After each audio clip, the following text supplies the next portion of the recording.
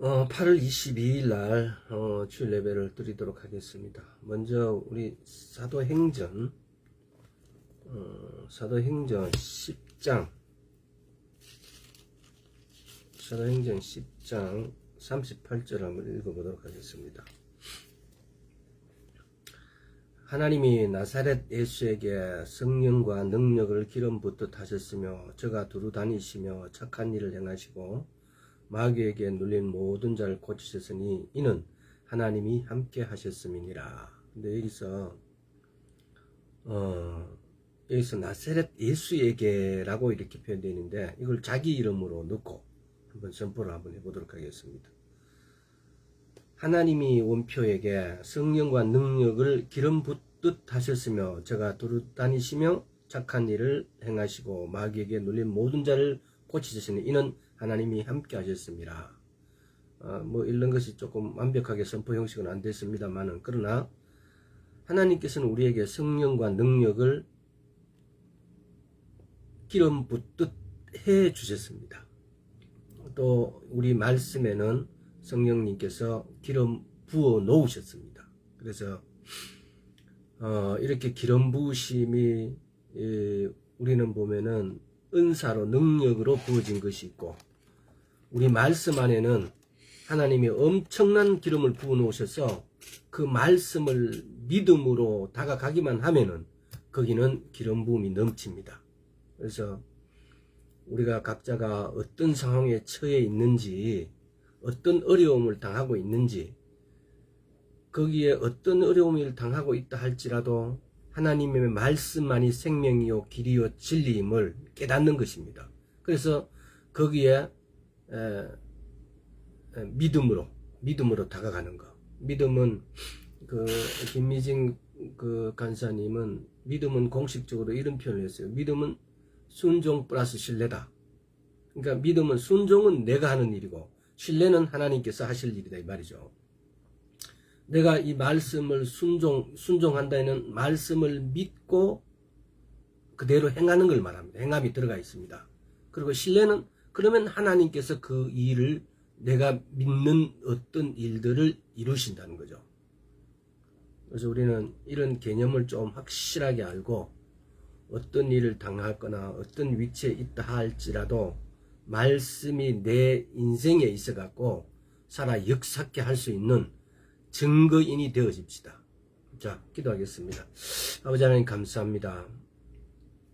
우리가 다 생각하고 마음먹은 것이 우리 뜻대로 되어지지 않고 우리의 눈높이로, 우리가 배운 이 세상의 개념으로 우리가 살면서 우리가 하나님을 믿는다고 때로는 잘못 주장할 때가 있습니다.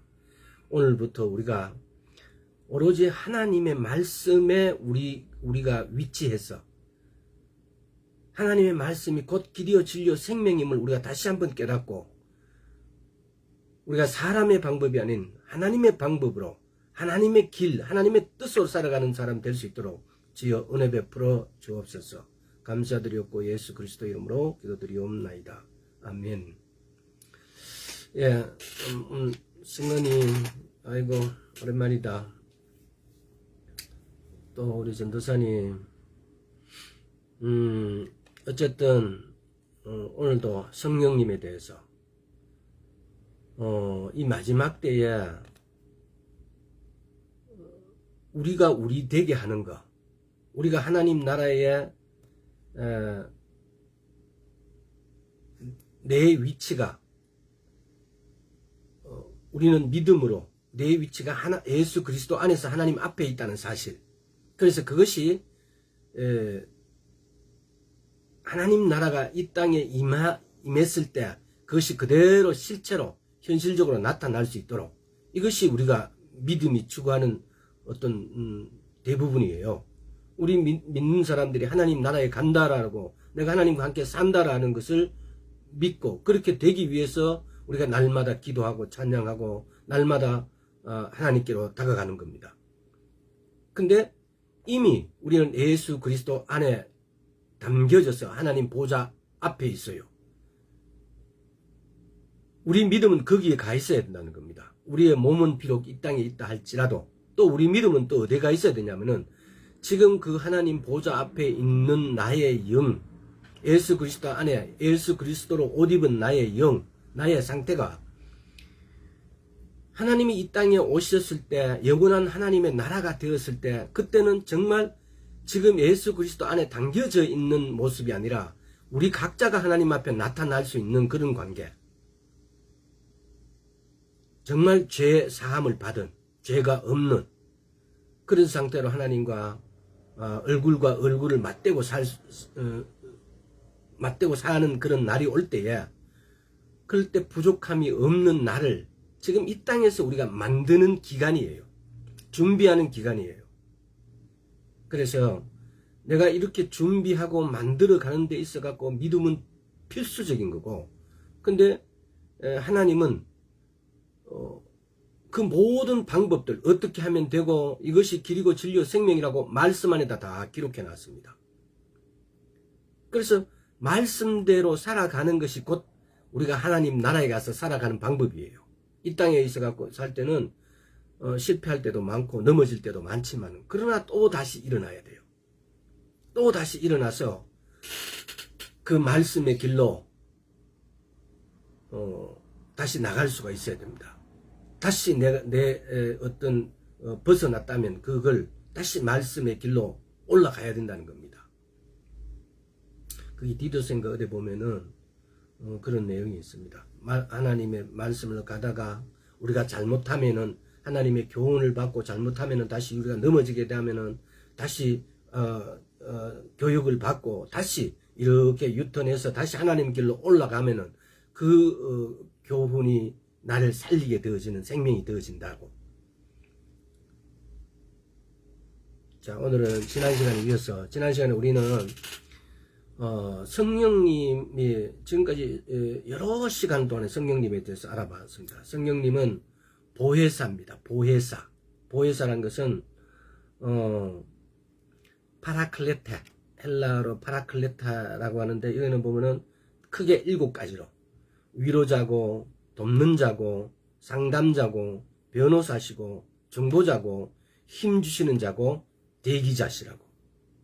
우리는 얼마나 이 대기자란 것이, 하나님께서 내가 세수할 동안에 하나님께서 손에 수건을 두르고 내가 세수 마치면은 나를 내를 닦으려고, 닦아주시려고 하나님께서 그렇게 나를 기다리고 계세요. 그래서 우리는 이런 데에 있어 가지고 정말 이렇게까지 나를 구원해 주시려고, 나와 같이 사시려고 이렇게 성령님을 우리에게 보내주셨습니다. 근데 우리는 성령님하고 너무나 거리가 멀어요.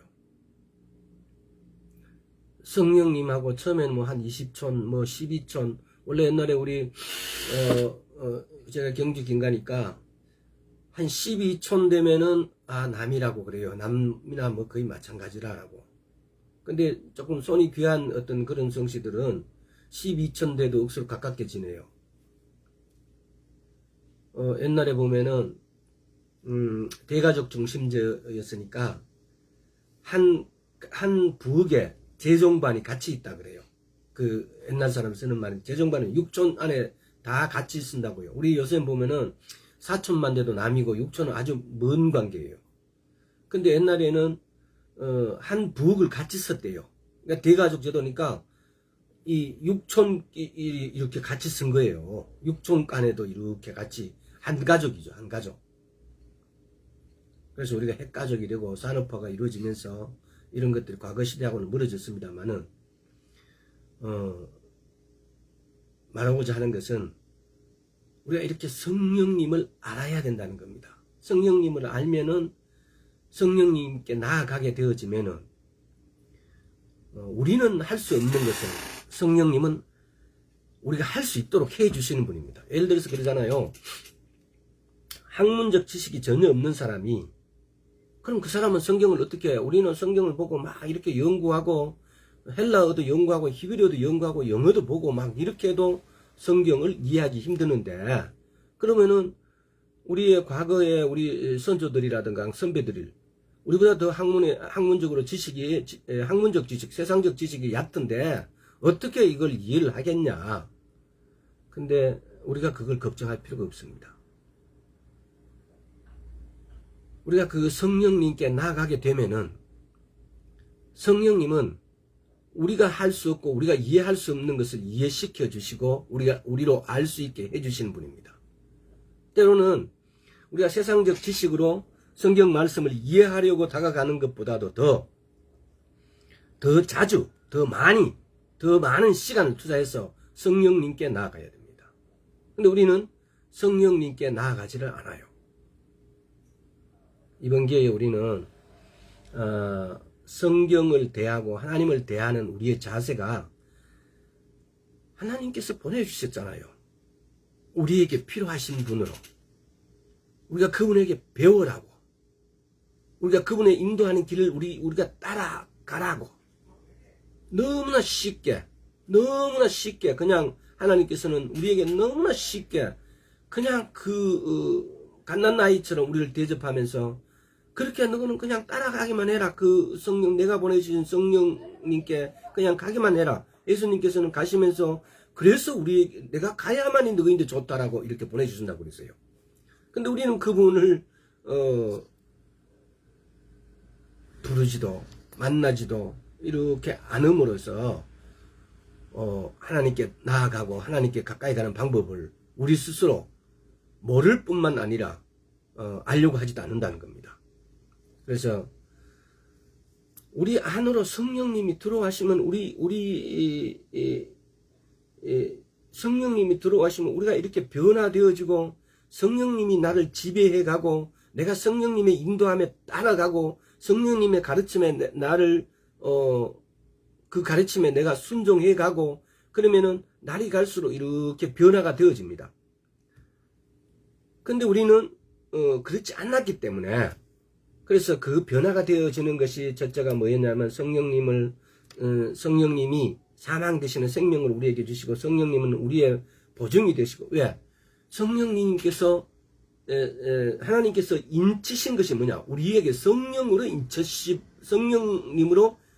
인치셔버린 거예요. 그래서 성령님은 우리 안에 와 내주에 계세요. 그 다음에 성령님은 우리를 성결케 하신다고요. 거룩케 하신다고요. 그 다음에 오늘은 성령님은 우리가 죄에 대하여 죽기로 작정할 때 이것이 우리 삶에 이루어지도록 우리와 함께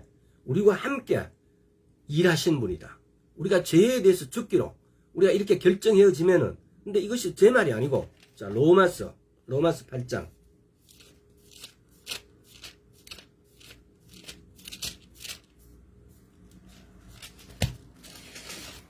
로마서 8장 13절 이거 보면 그대로 너희가 육신대로 살면 반드시 죽을 것이로되 영으로 몸의 행실을 죽이면 살리니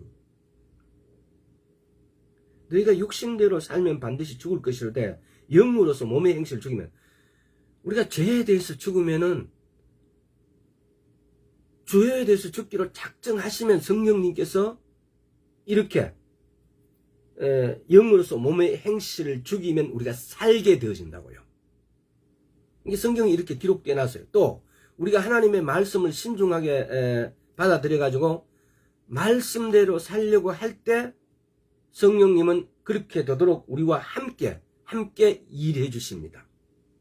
자, 그 말 또 어디 있느냐? 히브리서 12장을 봅시다. 히브리서 우리가 죽기로 또 우리가 말씀대로 살기로 이것이 굉장히 중요합니다. 우리가 내 말씀대로 살 거라고 이렇게 우리가 결단하는 순간 성령님이 우리와 함께 일해 주십니다.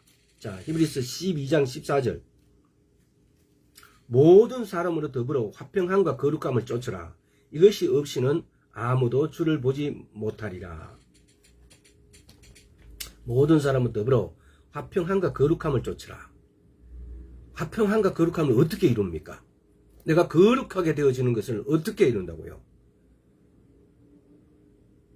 내가 말씀을 먹고 마실 때 내가 거룩해집니다. 말씀에 순종할 때, 그 순종에는 반드시 행위가 들어간다는 사실. 내가 말씀에 순종해질 때 내가 거룩하게 되어진답니다. 거룩하고 화평함과 거룩함과 화평함을 쫓으라. 이것이 없이는 아무도 주를 보지 못한다고 그래요. 내가 이렇게 말씀대로 살기로 결심할 때 그때 성령님이 내 안에 오셔가지고 나와 함께 일하신다 이 말씀입니다. 근데 우리는 이런 걸 잘 몰라요. 왜? 성령님하고 별로 교제가 없었기 때문에 성령님이 내 안에서 일하시는지 안 하시는지 심지어 방언을 하고 은사가 있어도 때로는 그걸 놓치는 분들이 많아요. 은사는 아주 활발하게 이렇게 나타남에도 불구하고 그것이 성령님의 일하심을 모르고 내가 한다라고 주장하는 사람들 많아요. 정말 큰 착각을 하고 있는 거죠. 그래서 많은 사람들 많아요. 성령님이 일하시게 되면은 은사가 나타나는 것보다도 우리의 자세가, 우리의 태도가, 우리의 마음가짐이 변하게 되어져요. 그래서 그렇게 안 되어진 거는 우리가 성령님을 의지하지 않았기 때문에, 성령님께 가까이 가지 않았기 때문에, 성령님이 내 안에 계시고 내 옆에 계시고 내 위에 계시고 내 앞에 계시고 내 뒤에 계신다라고 우리가 의식했다면은 우리가 죄를 지을 수 있겠습니까? 그래서 오늘부터는 코람데오의 이 성령님이 내 앞에 계신, 코람데오라 그래요. 내가 성령님이 항상 내 앞에 계신다라고 믿는 것이 코람데오의 의식이죠. 우리는 코람데오 의식을 가져야 돼요. 성령님이 항상 나를 보고 계시고 나와 함께 뭐든지 함께 하고 계신다는 사실을, 때로는 내가 결정했는데 근데 그 차이가 있는 것 같아요.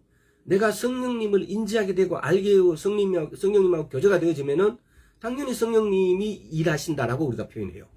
근데 성령님을 인지 못하고 성령님을 의식하지 않으면은 내가 한다라고 이야기를 해요. 그것이 어쩌면은 대답은 아주 간단한 것 같은데 그것이 말씀대로 사느냐 아니면 말씀하고 상관없이 사느냐의 잣대가 아닌가라고 봐요. 여러분 중에도 여러분 많은 사람을 만나고 특별히 기독교인을 만났을 때 그분이 말씀대로 사느냐 아니면 자기의 어떤 도덕성, 양심 등등을 가지고 사느냐, 거기에 따라서 그것이 하나님의 사람이냐 아니면은 세상 사람이냐입니다. 우리는 하나님의 사람이라면서 항상 모든 결정을 할 때 하나님의 사람으로 하지 않고 누구대로 합니까? 양심적으로 그냥 합니다. 물론 양심이 영의 요소입니다. 근데 우리가 말하는 일반적인 양심, 하나님께 속한 양심으로 살면 절대로 그렇게 인간적으로 판단을 못하죠. 왜? 모든 기준은 말씀이 기준이 돼서 말씀이 하라는 것은 하고 하지 말라는 것은 하지 않고, 모든 어떤 의사 기준의 결정도 말씀이 하라는 대로 하고 말씀이 하지 말라는 것을 하지 않는 것, 이것이 우리가 살아가는 방법이에요. 예수를 믿는데 예수를 믿는 것과 예수를 믿지 않는 것의 차이가 뭐냐, 이걸 잘 몰라요. 때로는 너무 쉽게, 너무 쉬운데 그걸 의식하지 않아요. 항상 우리는 그 잣대가 그것이 바로 성령의 법으로, 죄와 사망의 법이 아닌 성령의 법, 로마서에서 보면은 죄와 사망의 법이 있고 성령의 법이 있어요. 로마서 8장입니까? 근데 우리가 죄와 사망의 법으로 사는 것이 아니고 생명의 성령의 법으로 살아야 되는데 이것이 곧 말씀대로 사는 거예요. 우리가 그렇게 그 법으로, 생명의 성령의 법으로 사는 것이, 그걸 더 확장하면 말씀대로 사는 거예요.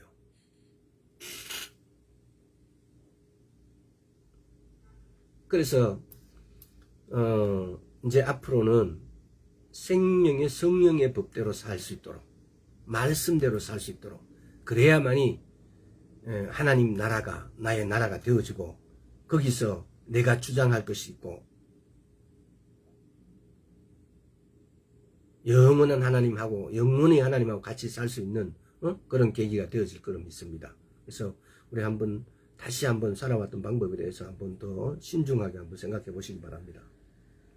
또 보혜사라는 요것도 한번 더 읽고 보고 한번 지나가도록 하겠습니다. 보혜사라는 것은 첫째는 보면은 말씀을 가지고 하나님께 우리가 지금 그 성령님을 이렇게 의식하는 데 있어 가지고에 대한 문제입니다. 보혜사 성령님이 말씀을 가지고 나에게 또는 여러분에게 여기다 전부 자기 자신을 넣어요. 성령님이 말씀을 가지고 나에게 열어 보이신 적이 몇 번 있었는가? 쉽게 말하면은 성령님께서 내가 뭘 하려고 할 때 또는 뭔가에 대해서 내가 걱정, 염려를 하고 있을 때 또는 뭔가에 대해서 내가 고심하고 있을 때 내가 이걸 이 길로 갈 것인지 아니면 저 길로 갈 것인지를 결정하기 전에 성령님께서 여러분의 말씀을 가지고 여러분에게 그 말씀을 쿡 던져준 적이 있냐 이 말이에요. 그래서 내가 그 말씀을 떠오르고 내가 이 길을 가야지 이 길로 택해야지 라고 여러분들 하신 적이 몇 번 있으시냐 이 말입니다. 생명의 성령의 법, 성령으로 사는 방법은 이거예요. 만약에 그렇게 안 하시면은 내가 이걸 뭘로 택해야 될지 이쪽으로 갈까 저쪽으로 갈까 이렇게 내가 선택의 기로에 섰을 때에 내가 하나님의 말씀을 기억하는 것입니다. 이런 상황에 하나님의 말씀은 뭐라고 기록되어 있지라고요. 이렇게 해서 내가 말씀의 길로 찾아가는 거. 그랬을 때 성령님은 우리에게 다가와서 우리에게 가까이 오시려 하고 나는 성령님께 가까이 가려고 하고 이렇게 했을 때 반드시 만나게 되어 있습니다. 근데 우리가 어떤 일이 닥쳤을 때 성령님은 싹 까먹어버리고 이럴 때 나보다 더 배운 사람, 나보다 더 나이가 식견이 많은 사람, 나보다 더 잘 사는 사람, 나보다 더 위치가 높은 사람은 어떻게 결정할까? 막 이게 굉장히 어떻게 결정할 바를 몰라서 막 답답해요. 우리가 알아요? 내가 어떻게 결정해야 할지를 몰라버리면은 고민이 돼요. 걱정이 돼요. 염려가 찾아와요. 근데 내가 결정할 것이 딱 정해지면은 용기가 나요. 강해져요. 앞으로 다가오는 모험이 두렵지가 않아요. 근데 결정을 못하고 뭘 어떻게 해야 될지 막 이렇게 하면 주변을 살피게 돼 있어요. 세상의 것을 살피게 돼 있다고요. 그러면은 막 두려워요. 우리에게는 한번 따라해보세요. 우리에게는 성령님이 너무나 가까이 계십니다. 그래서 우리가 이렇게 할 때 이쪽으로 갈까요? 뭐 영등포로 갈까요? 뭐 이렇게 할 때 우리는 성령님께로 나가야 됩니다. 말씀께로 나가야 됩니다. 그러면 말씀이 뭐라고 주장하셨는가? 그럼 때로는 거기 말씀에 어떻게 그렇게 다 나오냐고 안 나와 있다고. 말씀에 안 나와 있을 때는 일단 기도를 하십시오. 주님 이렇게 해야 되고 저렇게 해야 되는데 내가 어떻게 하면 되겠습니까? 라고. 그러면 주님이 기도 중에 말씀을 주십니다. 여러분 믿어야 될 내용 중에 하나가 바로 이것이에요. 내가 어떤 것을 결정 못할 때 내가 기도하면 하나님께서 내게 길을 인도해 주신다는 사실. 이것이 믿음이에요. 그래서 헤매지 마시고 어떤 일을 당했든 간에 당황하지 마시고 말씀께로 하나님께로 나아가길 바랍니다. 두 번째는 예수님께서 보면은 성령님께서는 제자들에게 약속하시기를 그를 믿는 자들에게 그의 말씀을 생각나게 하실 것입니다 라고 말씀하셨습니다. 예수님께서 제자들에게 그러면 예수님께 제자에게만 그렇게 말씀하겠습니까? 동일시의 원칙에 의해서 오늘날 나에게도 예수님의 제자가 아니라 오늘날 나에게 자기 이름 대보세요. 원표에게도 약속하시기를 그를 믿는 자들에게는 예수 그리스도를 믿는 자들에게는 그의 말씀을 생각나게 해주신다고요. 이렇게 되기 위해서는 우리가 첫째 뭘 해야 되겠습니까? 주구장창 말씀을 읽어야 됩니다. 주구장창 말씀에 관계된 서적을 읽고 이 서적에 이렇게 때로는 이렇게 어떤 사람들이 이런 경험을 했구나, 저런 경험, 이것도 읽을 필요가 있고요.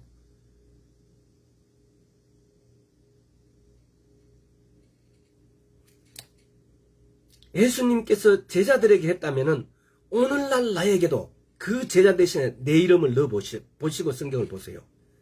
오늘날 나에게도 예수님께서 제자들에게 하셨던 일이라면 오늘날 나에게도 그렇게 하신다는 사실입니다. 오늘날 나에게는 더해 주실 것입니다. 우리 말씀에도 있잖아요. 구약보다도 신약은 더 좋다라고.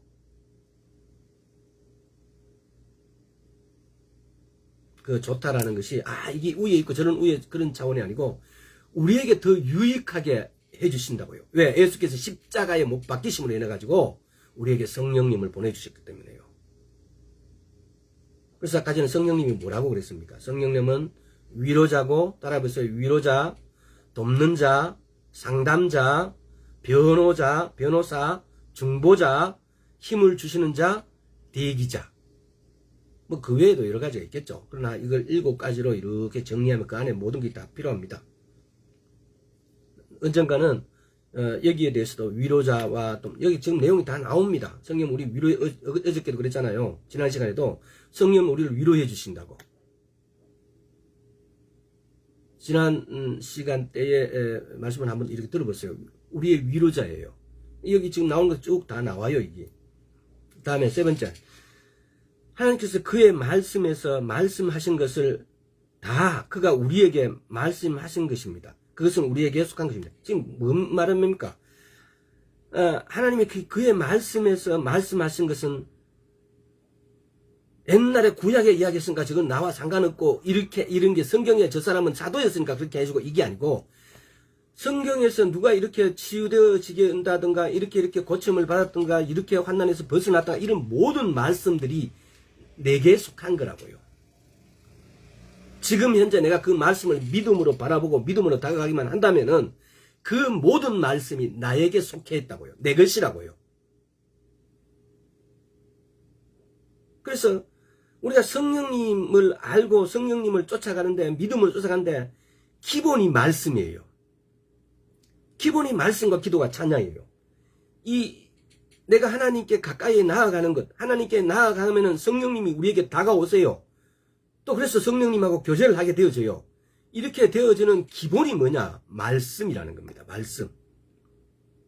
그래서 구약의 누구에게, 신약의 누구에게, 12제자에게, 구약의 요셉에게 이야기했다면은 그 하나님은 오늘날 나에게도 동일하게 역사하신다는 거. 민수기 23장입니까? 하나님이 시건치 않으신다 그래요.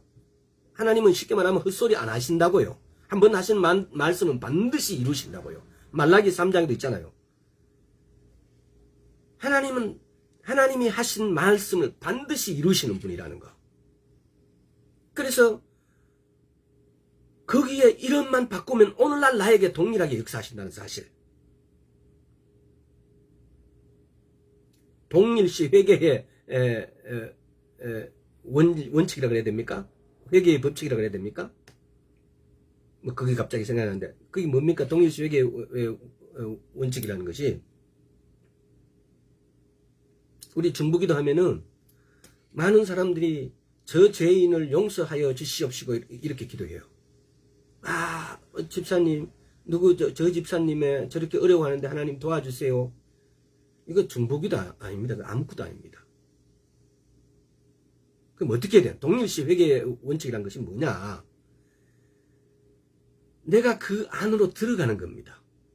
내가 중보하는 대상자 대신에 내가 그 자리에 들어가는 겁니다. 그래서 그 사람이 암에 걸렸다면 주님 그 암은 내게 주시고 그분은 낫게 해주십시오라고 하는 게 동일시 회계의 원칙이에요. 회계의 법칙이에요. 동일시 회계의 법칙이에요.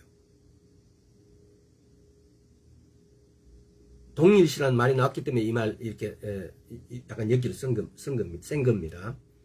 그래서 여러분 중보할 때 아이고 누구 좀 잘되게 하고 저렇게 어려우니까 좀 주님 봐주십시오. 아무것도 아닙니다. 이거. 동일시라는 것은 내가 상대하고 동일시하게 되는 겁니다. 어떤 중보 대상자와 내가 동일시되는 겁니다. 그러면 내가 그 자리에 가야 되는 겁니다. 내가 그 십자가에 가고 그 사람은 끄지만 나 대신 우리 부모들이 그러잖아요. 자식이 막 죽으려면은 나를 잡아가고 자식을 살려달라고 하잖아요. 이게 동일시예요. 동일시예요. 우리가 중보기도 할 때는 반드시 이 동일시의 개념으로 동일시의 회개의 원칙으로 들어가야 됩니다. 동일시란 말이 나와서 그렇게 또 이게 설명하게 됐습니다. 다음 우리가 기도하고 있는 동안에 성령께서 하나님의 말씀에 우리가 주목하게 하실 것입니다.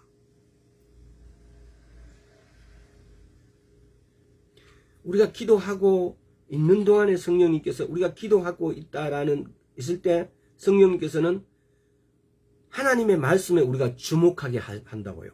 우리가 기도할 때 보면은 이 말을 여러분들이 그냥 쓸듯 아이고 기도는 기도하고 이게 보면 조금 이래 언뜻 이해하지 못할 수도 있는데 여러분 집중해서 중보를 하든 뭘 하든 이 동일시 회개의 원리로 이렇게 기도를 전심으로 하게 되어지면은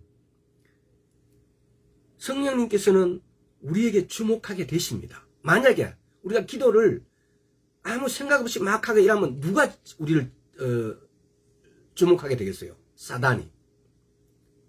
기도하는데 사단이 지배할 수 있습니다. 그래서 이상한 내음 받아갖고 선포하는 사람들 많아요. 왜? 아무 생각 없이, 아무 집중 없이, 간절함 없이, 갈망함 없이, 갈급함 없이 기도하게 되어지면은 이런 일이 생깁니다. 그럼 우리는 갈급함이나 갈망함이 우리에게 있나요? 없잖아요. 그럼 어떻게 해야 돼요? 갈급함, 갈망함을 부어달라고 먼저 기도를 해야 됩니다. 그래서 이 어떤 그 원리들은 레위기 1장에 보면은 소와 양을 잡을 때에 그런 법칙하고 다 이게 뭐 번제나 화목제나 제사 지는 방법과 직접적으로 연결되어 있습니다. 언젠가 레위기 1장에 대해서 이야기를 할 때 제사 지내는 방법에 대해서 이것을 오늘날 우리가 말씀을 읽고 기도를 하고 찬양을 할 때 우리의 자세가 어떻게 해야 되는지. 예배는 제사 드리는 거잖아요. 근데 그때 번제를, 화목제를, 감사제를 이렇게 드릴 때 그때 그 사람들의 자세가 어떤 자세였는지 그걸 한번 언젠가는 한번 나눠보자고요. 근데 그때의 그 자세들이 지금 우리가 그래요. 기도할 때 성령님께 주목하지 못하게 되어지면은 하나님의 말씀이 우리를 주목하게 되어지면은 하나님 말씀에 우리가 주목하게 우리를 성령님께서 우리를 도와주셔가지고 하나님 말씀께로 우리를 인도하시고 말씀께 내가 그 말씀이 생각나도록 주목하게 됩니다. 그런데 가급한 갈망함 회개의 어떤 이런 것 없이 이렇게 기도 막 하루 종일 생각이 막 다른 데가 있어요. 그럼 이때는 꼭 그런 건 아니지만은 이때 나를 잡고 있는 것은 성령님이 아니고 성령님이 나를 주목하는 게 아니고 사단이 나를 주목한다고요. 그래서 이때는 어떻게 해야 되겠습니까? 파쇄 기도를 해야 돼요. 때로는 SP로 악하고 더러운 것은 떠나가라고 내 생각을 사로잡는 이 악하고 더러운 것을 떠나가라고 선포를 해야 됩니다. SP를 뿌려야 됩니다. 굉장히 중요합니다. 이런 건 다시 레위기를 나중에 할 때 우리가 한번 다시 상세하게 이 부분에 대해서 한번 나눕시다. 굉장히 중요합니다. 왜? 말씀 보고 찬양하고 기도할 때 우리는 무턱대고 막 이렇게 해버리는데 레위기를 보면 그렇게 안 되어 있거든요. 레위기를 보면은 5 제사의 기본적인 소제, 번제, 뭐 화목제, 뭐 이렇게 5가지 제사를 드리는 어떤 이런 양식들이 쭉 나와 있는 거예요. 그랬을 때 그 양식은 오늘날 우리가 말씀 보고 기도하고 예배를 드릴 때 그 양식에 그대로 적용되어지는 것입니다. 근데 성경에는 다 기록하고 있는데 우리가 그걸 잘 몰라서 못하는 거죠. 그래서 만약에 여러분 그 레위기 1장에 아마 그 지금 목사님 그 이분 생각도 안 나는데 제 카페에는 있어요. 레위기에 들어가시면은 그분이 설교해 놓은 게 있는데 근데 그분은 설교를 제주 열방대학인가 뭐 교장 선생님인가 뭐 그래요. 그 말씀을 저보다 훨씬 빨리 해요. 그러면서 아주 그냥 이렇게 하시는 분이 있어요. 성함이 기억이 안 나는데. 그래서 그분이 레위기 제사에 대해서 이렇게 설명해 놨는데 보면은 아마 그 전도사님인데도 내가 일전에 한번 이야기를 옛날에 한번 했던 것 같아요. 그래서 레위기 1장을 그분만큼 설명을 제대로 하시는 분은 못 봤어요. 그래서 제사 지내는 방법을 그렇게 정확하게 이렇게 알 수 있게끔 해주신 분이 없었어요. 근데 문제는 뭐냐면은 그 제사 지내는 방법이 오늘날 우리가 예배드리고 찬양하고 기도하는 방법하고 동일시해야 된다는 거. 그냥 옛날에 제사 그렇게 지냈다라고만 끝나버리면은 우리에게 유익이 뭐가 있어요? 그냥 그 지식을 아는 것 뿐이에요. 근데 그게 아니고 그것이 우리에게 실체가 오늘날 예배와 오늘날 우리에게 기도와 찬양과 이런 것들하고 실체가 그대로 연결되어지는 것이 말씀을 보는 이유예요.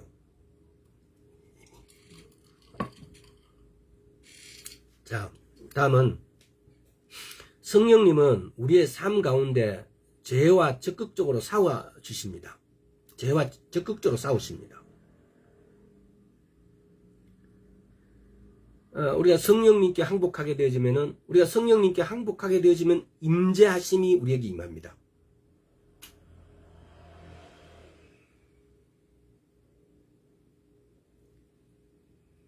우리가 성령님께 어떻게 항복하게 됩니까? 어떻게 항복합니까?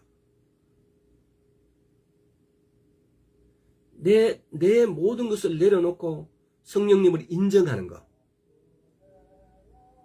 간단하게 주님, 나는 정말 아무것도 아닙니다라고. 나는 정말 아무것도 아닙니다. 나는 정말 죄인입니다. 주여 내 죄를 용서하여 주십시오라고 내가 이렇게 항복했을 때 성령님께서 내게 임하시게 되었습니다. 왜? 성령님도 죄 많은 인간에게 임하실 수가 없어요. 왜? 그분은 거룩하신 분이라서. 근데 성령님은 어떻게든 내게 관계하시려고 그냥 눈 빠지게 그냥 항상 대기자가 돼가지고 우리를 기다리고 계세요. 근데 내 입에서 주님, 내가 죄인입니다. 내 잘못했습니다. 내 용서해 주십시오. 예수 피로 하고 이렇게 간단하게 한마디 하는 걸 우리가 안 내뱉기 때문에, 이걸 선포하지 않기 때문에 성령님이 우리에게 오실 수가 없습니다. 오늘 선포하고 내일 죄를 지을지언정 오늘 그렇게 회개하시라고요. 죄를 지으면 안 되겠지만 그러나 우리 인간이다 보니 죄를 지을 수밖에 없잖아요. 내가 그렇게 항복할 때 나중에 성령님께 항복하는 것도 한번 이걸 깊이 한번 다뤄보겠습니다. 내가 다루다는 거 여러분 나중에 기억해갖고 나 이거 한번 알고 싶다고 이렇게 이야기해서 그러면은 그것이 설교의 재료가 돼서 또 설교 다음 준비해서 그 설교할 수 있도록 말씀 전할 수 있도록요. 내가 항복한다는 간단한 것은 내가 죄인이라고 내 스스로 내 입으로 시인하는 겁니다. 그랬을 때 성령님이 임하시게 됩니다. 이렇게 되어지는 이렇게 됨으로 성령님은 우리의 죄성과 성령님과 저는 우리의 죄성과 함께 싸울 수가 있는 겁니다.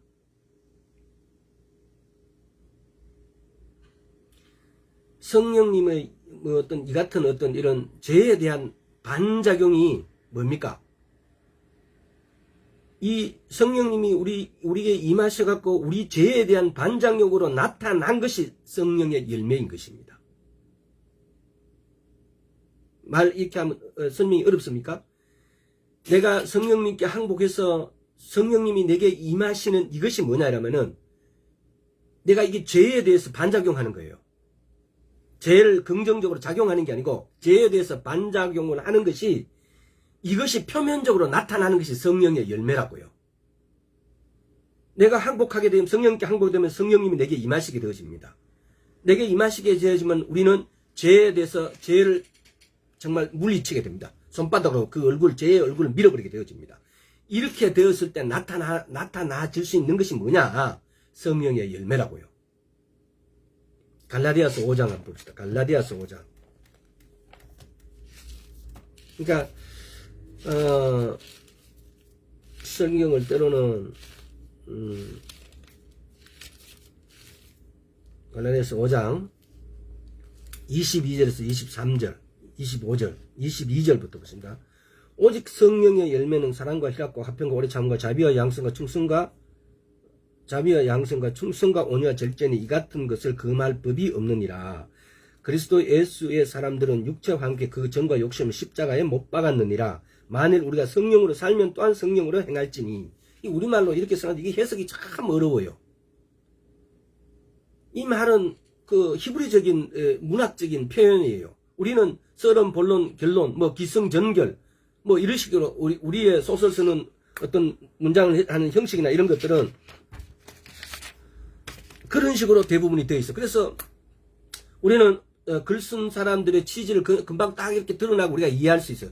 우리 아마 우리 언어의 어법순이 그런 식으로 되어 있거든요. 어법순이가 뭡니까 우리는 보면은 뭐 주어, 뭐 보어, 목적어, 동사 주로 이렇게 구성되어지고 또 영어는 또 어순이 조금 이렇게 바뀔 수도 있잖아요. 때로는 주어가 보다도 동사가 먼저 나오고 나중에 주어가 나오고 막 이런 식으로 되어 있잖아요. 이거는 각 나라마다 그 나라에 갖고 있는 문자의 특성이에요. 그래서 이게 지금 이걸 갈라디아서 기자가 쉽게 말하면은 갈라디아서 쓴 우리 바울 선생님께서 히브리적인 관점으로 글을 쓰는 관점으로 이렇게 기록해놨어요. 그래서 이걸 우리가 첫눈에 몰라요. 25절 보세요. 만일 우리가 성령으로 살면 또한 성령으로 행할지니. 이 말은 뭘 말합니까? 간단하게 우리말 더 쉽게 표현하면은 성령으로 살면 성령의 열매가 맺힌다 이 말입니다. 그러면 앞에서 22절에서 성령의 열매가 사랑과 희락과 화평과 오래 참과 자비와 양성과 충성과 온유와 절제를 했습니다. 그러면 만약에 사랑을 얻기 위해서는 어떻게 해야 된다고? 사랑을 살아야 된다고요. 25절 말씀은 바로 그 말이에요. 우리가 성령으로 살면 성령으로 행할지니라 그래요.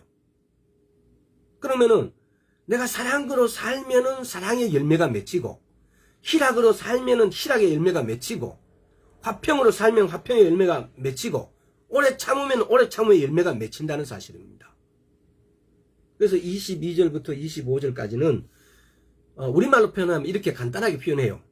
근데 이렇게 해놓으니까 이게 지금 그리고 또 앞에서 어떤 이렇게 논지를 이렇게 갈라디아서가 굉장히 중요한 성경 장르 중에 하나예요. 근데 앞에서 펴오는 논리하고 갑자기 왜 예를 들어서 고린도 전서 12장에 보면은 9가지 은사에 대해서는 이렇게 안 하고 똑바로 이렇게 은사에 대해서 이렇게 설명해 놨다가 근데 여기 9가지 열매에 대해서는 막 이렇게 써놨어요. 그래서 이걸 9가지 은사는 우리가 아주 선명하게 잘 아는 것 같아요. 그 은사가 내인데 임하지 않아서 모르지만은 근데 여기는 보면은 성령의 열매만 이렇게 해놓으니까 사람들이 성령의 열매를 맺으려고 노력을 하지 못해요. 이게 문학적인 표현의 어떤 이런 우리하고 다른 차원의 방법으로 이렇게 적어놔서 그래서 성령의 열매는 아는데 그 열매를 어떻게 맺을까를 생각해 보지 않아요. 그 열매를 맺으려면 사랑의 열매를 맺으려면 사랑으로 살아야 된다 이 말입니다.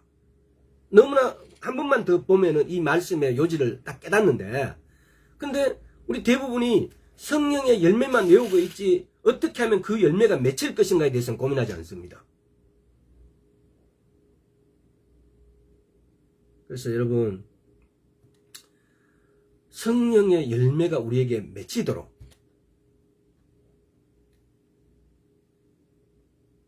그렇게 하는 것은 내가 그렇게 사는 것입니다. 그래서 내가 성령의 9가지 열매를 외우는 것보다도 성령의 열매가 내 인데 맺히는 것이 중요한 겁니다.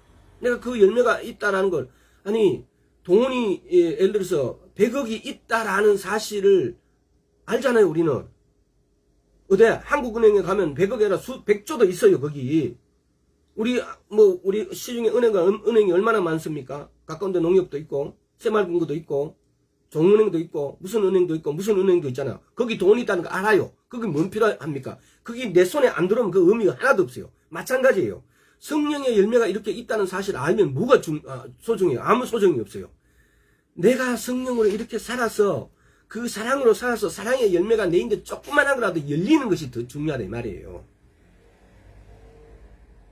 그래서 표현하는 어떤 것 때문에 이것의 열매를 맺는데 우리는 신경을 안 써요. 열매가 있다는 사실을 아는 것에 신경을 써요. 오늘부터 관점을 바꾸시기 바랍니다.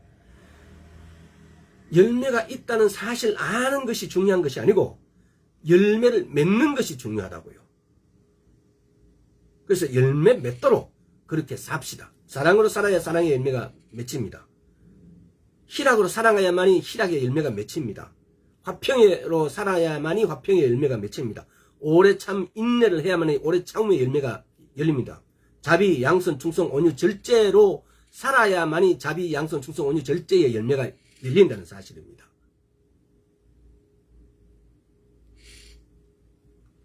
우리가 우리 삶의 승리는 경험하게 되는 것은 우리가 더 나은 사람이 되었다거나 우리가 힘들게 노력해서 나온 그런 결과가 아니고 그것은 단지 성령의 열매일 뿐입니다. 우리는 열매를 생산해내는 자가 아니고 열매를 맺도록 부름받은 자라는 겁니다. 그래서 그럼 열매를 생산해내주시는 분은 누구시냐? 성령님. 우리는 열매를 맺도록 부름받았다고요. 그래서 어쩌면 아까 조금 전에 이야기했던 것대로 내가 그걸 안다는 것은 그냥 알 뿐이에요. 우리는 열매를 맺도록 부름받았다고요. 우리의 모든 사람들은 성령의 열매를 맺도록 부름받았지 열매를 아는 것으로 부름받았지 않았다는 거예요. 열매를 9가지의 열매를 아무리 알아봐야 내 도움이 안 돼요.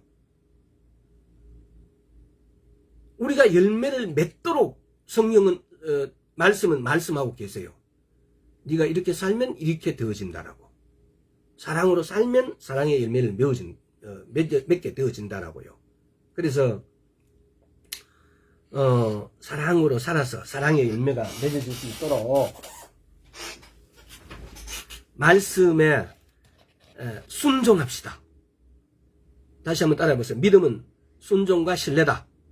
순종은 내가 할 일이고 신뢰는 하나님이 하실 일이다. 순종은 내가 말씀을 그대로 믿고 바로 행함까지를 포함해서 그 말씀이 하라고 하는 것까지를 다 행함까지를 포함해서 이것이 순종이에요. 신뢰는 내가 그렇게 할 때 하나님께서 말씀대로 이루시는 거예요. 이것이 신뢰예요. 다시 한번 따라해 봅시다. 믿음은 순종 플러스 신뢰다.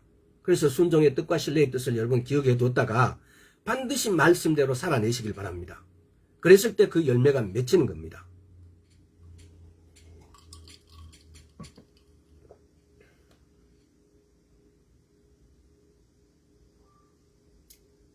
시간이 자, 다음에는 성령님은 이거 하는 모든 이렇게 하는 주체가 누구시냐? 성령님은이에요. S 주어가 서브젝트가 누구냐? 성령님이. 모든 것을 이렇게 하시는 주체가 주어가 성령님이 이루신다고요. 성령님이. 그래서 이 성령님을 우리가 오랫동안 이렇게 하는데 하면 할수록 끝이 없는 것 같아요. 너무나 많아요. 성령님하고 연결되지 않는 것이 아무것도 없어요. 말씀을 읽고 말씀을 보면은. 근데 우리는 성령님을 다 제끼나 버렸어요. 왜 예수님께서 내가 가는 것이 너희한테 유익하다라고 너희한테 더 좋은 것이라고 말씀하셨을까요? 이렇게 성령님이 우리에게 오셔가지고 내가 허락만 하면은 내가 구하기만 하면 모든 것을 해주실 수 있는 분이에요. 초청하십시오. 부르십시오. 매달리십시오. 그분께 간구하십시오. 성령님은 우리가 하나님의 품성을 경험하게 해주십니다. 자, 고린도후서 조금 앞으로 가보면은 고린도후서 3장 갈라디아 앞에 고린도후서 3장 자 3장 18절요. 우리가 다 수건을 벗은 얼굴로 거울을 보는 것 같이 주의 영광을 보며 저와 같이 형상으로 화하여 영광으로 영광에 이르니 곧 주의 영으로 말미암음이라. 우리가 다 수건을 벗은 얼굴로 거울을 보는 것. 수건 쓰면 거울 보면 보여요, 안 보여요? 그렇게 수건에 벗은 얼굴로 거울을 보는 것 같이 주의 영광을 보며 저와 같이 같은 형상으로 화하여 영광으로 영광에 이르니 곧 주의 영으로 말. 곧 주의 영으로 말로. 내가 하나님의 앞에 마주 설 수 있는 것은 이 땅에 심지어 쉽게 말하면은 에스겔서 38장 39장 전쟁이 끝나고 주님께서 이 땅에 재림하시고 난 다음에 우리가 이런 현상을 이렇게 되어질 거예요. 우리 영광으로 영광을 볼 수 있을 거예요. 내가 내 얼굴 주님을 바라볼 수 있을 거예요. 근데 이렇게 되어지는 것이 누구로 인해서 되어진다고? 주의 영으로 말미암는이라고 되어 있습니다.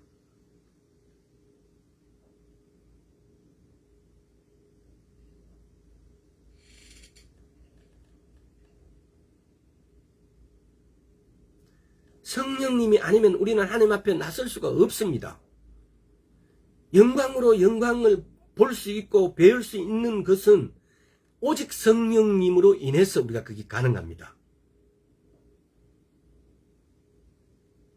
뭐 휴거를 받는다고요? 그거는 악수 사모를 해요. 내가 하나님 나라 들어간다고 사모한대요. 사모를 해요. 근데 거기에 성령님이 개입하지 않으시면은, 성령님이 이루어 주시지 않으면은 우리는 거기 못 가요. 이룰 수가 없어요. 그럼 뭐 내가 이렇게 하면 성령님이 해주겠지? 아닙니다. 지금 여러분이 성령님하고 친밀함을 회복하고 성령님하고 어떤 관계, 릴레이션을 갖지 않으면은 절대로 그런 기회가 생기지 않는다는 겁니다. 지금 우리는 성령님하고 어떤 관계를 추구해야 됩니다. 다가가야 됩니다. 성령님 이렇게 해 주십시오라고요. 노크를 해야 됩니다. 성령님, 응? 그래서 베니힌 목사님, 송기철 장로님은 안녕하십니까 성령님, 성령님 안녕하십니까 라고 그렇게 아침마다 자고 일어날 때마다 그렇게 인사를 한다고 그래요. 그래서 먼저 묻는다고요.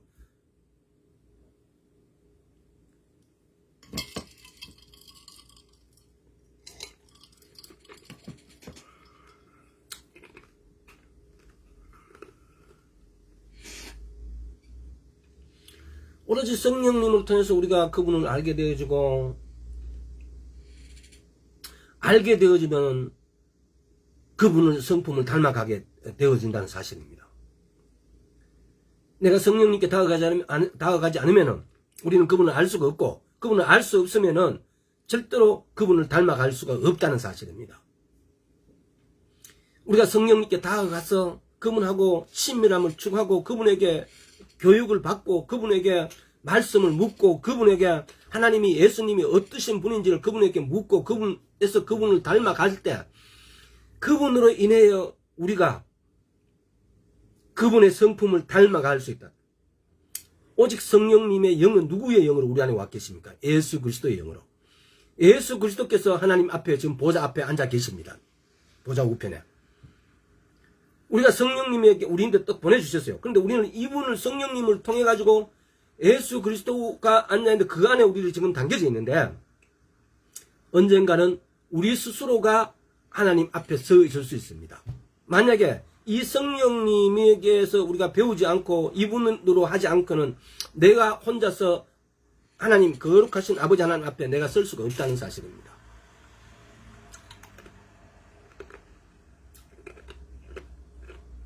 그래서 예수님께서 성령님을 우리에게 보내주신 거예요. 성령님을 통해서 예수 그리스도의 품성, 성품을 배우라고요. 우리가 다 미흡하고 부족합니다. 그래서 우리 안으로 성령님을 보내주신 것입니다. 그래서 우리는 이 성령님을 알아가야 된다는 사실입니다. 그래서 이분하고 교제를 해야 됩니다. 이분하고 교통해야 됩니다. 고린도후서 13장 13절입니까? 아버지 하나님의 사랑과 예수 그리스도의 은혜와 성령의 교통하심.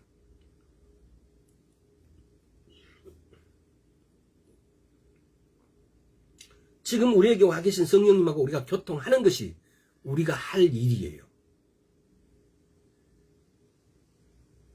다시 한번 교통하다라는 것을 이게 참 몇 시간 전에 이렇게 나눴던 건데, 교통하는이란 것이 뭡니까? 헬라어로 보면 코이노니아, 교제. 교통하시면 임재, 프리센스를 말하고, 한번 따라해보세요. 교통하시면 프리센스이다. 그 다음에 교통하시면 친구, 펠로십을 이야기한다. 세 번째, 교통하심은 나눔, 샬리 투게더를 말한다. 네 번째, 교통하심은 동력, 파티시페이션 위드, 동력한다. 또 교통하심은 다섯 번째, 친밀함, 인티머시이다. 그 다음에 여섯 번째, 교통하심은 프렌드십, 우정을 말한다. 교통하심은 컴나더십, 명령, 성령님의 명령을 우리가 따라가야 된다는 거. 그 다음에 교통하신다는 것은 여덟 번째, 원리스, 일치, 동일성을 말할 수도 있다. 우리가 교통함에 대해서 이 여덟 가지를 다뤘습니다. 근데 여러분 기억이나 나나 기억이 이렇게 다 이래서 못 외우죠. 근데 들으면 그래 그렇다는 건 알 수가 있어요. 그래서 교통함이라는 말씀 속에는 이렇게 다양한 뜻이 포함되어 있다는 사실입니다. 그래서 이게 언제 했는지는 모르겠는데 정확하게 날짜는 제가 한번 봅시다. 이게 언제쯤 되는가. 제가 이렇게 해놓고도 이게 언제 했는지 잘 몰라요. 이게 어디 있노? 금방 생겼는데. 이게 4월 11일 날 말씀 전할 때 이 말씀 교통하심에 대해서 나간 것 같습니다. 그래서 오늘은 여기까지 일단 하겠습니다. 그리고 앞으로는 다음 시간에는 말씀에 나오는 쉘라 또 구속, 속죄, 대속 또 속량 이거 접대 한번 말씀드렸는데 이런 거에 대해서 다음에 이렇게 구절에 보면 나오는 구절이 있어서 그런 구절에 대해서도 이제 앞으로는 좀 지적인 어떤 우리가 좀 알고 있어야 되는 어떤 지적인 부분들도 꼭 말씀 중에 한두 가지는 다뤄서 그래서 성경을 읽을 때 막힘이 없이 읽어지도록 그렇게 하기 위해서 그런 부분들 하나씩 해결해 나가겠습니다. 아마 또 개인적으로 그렇게 알고 싶으시면은 제 카페에 들어오셔가지고 지식, 정보와 지식이라는 코너에 들어가시면은 지금 엄청난 양이 들어가 있는데 그 하나씩 한번 보십시오. 그러면은 우리 인간적인 우리 사전식, 이 백과사전식의 어떤 의미가 아니고 성경적 의미로 이렇게 풀어난 것들이 많이 있습니다. 그래서 그걸 보시면서 성경을 해석하시면은 성경이 제대로 해석이 되어집니다. 그리고 또 성경을 보실 때에 개혁한기나 개혁개정이 너무 어렵거나 이게 해석이 잘 안 되시면은 쉬운 성경입니까? 쉬운 성경을 보십시오. 해석이 잘 되어 있습니다. 이해가 금방 쉽게 옵니다. 오늘도 이걸 사실 진도는 많이 못 나갔습니다만 그러나 한 번 더 성령님의 역사하심이 어떠하다는 걸 야고보서 한 말씀을 한번 읽으면서 야고보서 5장을 한번 봅시다. 야고보서 5장 읽으면서 오늘 말씀 마무리하도록 하겠습니다.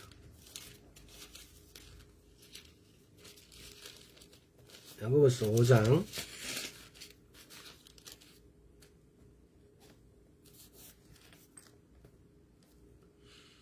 13절에서 16절까지 자 한번 읽어보겠습니다. 너희 중에 고난당하는 자가 있느냐 너는 기도할 것이요 즐거워하는 자가 있느냐 너는 찬송할 것이니라. 너희 중에 병든 자가 있느냐 저는 교회의 장로를 청할 것이요 그들은 주의 이름으로 기름을 바르며 위하여 기도할지니라. 믿음의 기도는 병든 자를 구원하리니 주께서 저를 일으키시리라. 혹시 죄를 범하였을지라도 사하심을 얻으리라. 이러므로 너희 죄를 서로 구하고 병 낫기를 위하여 서로 기도하라. 의인의 경구는 역사하는 힘이 많으니라. 근데 이 중에 보면은 세 가지를 이야기 났죠. 너희 중에 고난당한 자 있느냐 저는 기도하라고. 즐거워하는 자는 저는 찬송하라고요. 그 다음에 너희 중에 병든 자 있느냐 저는 교회의 장로들을 청할 것이요. 이렇게 되어 있습니다. 고난당한 자는 첫째 뭐 해야 된다고? 기도하라고요. 즐거운 자나 찬송하라고요. 셋째 병든 자가 있느냐 교회 장로들을 청할 것이요. 이렇게 해놨어요. 우리 교회 장로 청하기 안 쉽지 않습니까? 근데 여기 해석이 헬라적인 원어에 해석하면 어떻게 되냐?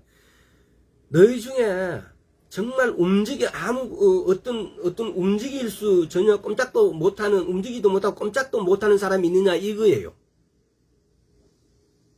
내가 병 걸렸는데 장로를 초청해서 기도받으면 내가 기도할 필요가 뭐가 있어요? 근데 원래의 이 헬라적인 의미로 보면은 너희 중에 너희 몸을 도대체 이렇게 못 움직이고 움직이지도 못하는 사람이 있느냐? 네 혼자는 어떻게 네 몸을 못 움직이는 사람이 있느냐? 그런 사람들은 장로를 초청할 것이 이 뜻이에요. 아주 중요해요. 근데 이렇게 만약 너희 중에 병든 자가 있느냐? 저는 교회 장로를 청할 것이요. 그럼 내 기도가 필요 없죠. 장로님 초청하면 되니까.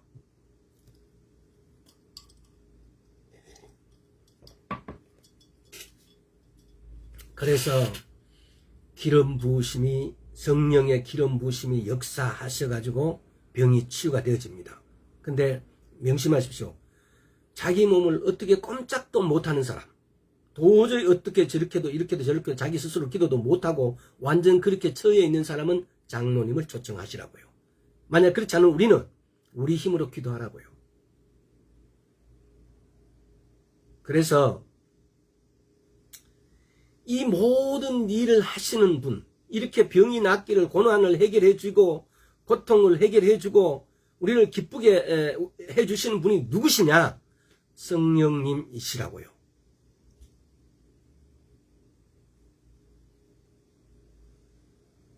우리 염려, 근심, 걱정을 사라지게 하시는 분이 누구냐? 성령님이시라고요. 여러분 몸이 불편하고 아픈 거 이걸 고쳐주고 치료하시는 분이 누구시냐고요? 성령님이시라고요. 그분을 초청하시라고요. 그분께 가서 그분은 항상 우리를 위해서 대기자라고요. 수건 딱 걸고 우리 얼굴 빨리 씻기를 기다리고 계세요. 얼굴 씻기만 기다리겠습니까? 우리 병 낫기를, 우리의 고난이, 고통이 이런 것이 해결되기를 항상 우리가 병 걸렸을 때는 의사보다 더한 의사로, 최고의 의사로 와서 청정기 딱 메고 기다리고 계십니다. 우리가 어떤 어려움에 당하고 이렇게 있을지라도 그 문제를 가장 잘 해결하는, 어떤 사람보다도 가장 잘 해결하는 방법으로 주님은 그 방법을 알고 이미 딱 대기하고 있습니다. 그 방법을 주려고 우리에게. 문제는 우리가 그분을 찾지 않는다는 겁니다. 우리가 이렇게 대기자로 계시는 성령님을 찾지 않는다는데 문제가 있는 것입니다. 병이 두렵고 고통이 두렵고 문제가 두려운 것이 아니고 우리가 창념하고 우리가 정신 차려야 될 부분은 우리가 그분께 가지 않는다는데 문제가 있습니다. 그래서 오늘부터는 여러분, 기름 부으심은 주님께서 기름 부으셔서 사역하는 자도 있지만은 우리가 그 사역자를 만나기 힘들잖아요. 그러면 우리는 어떻게 해야 됩니까? 이 말씀의 성령님은, 하나님은 말씀에다가 기름을 엄청 부어갖고 모든 기름을 여기다 다 부어놨습니다. 그래서 이 말씀을 내가 믿음으로 받아들여지기만 하면은 이 말씀이 오늘 이 시간 바로 역사하십니다.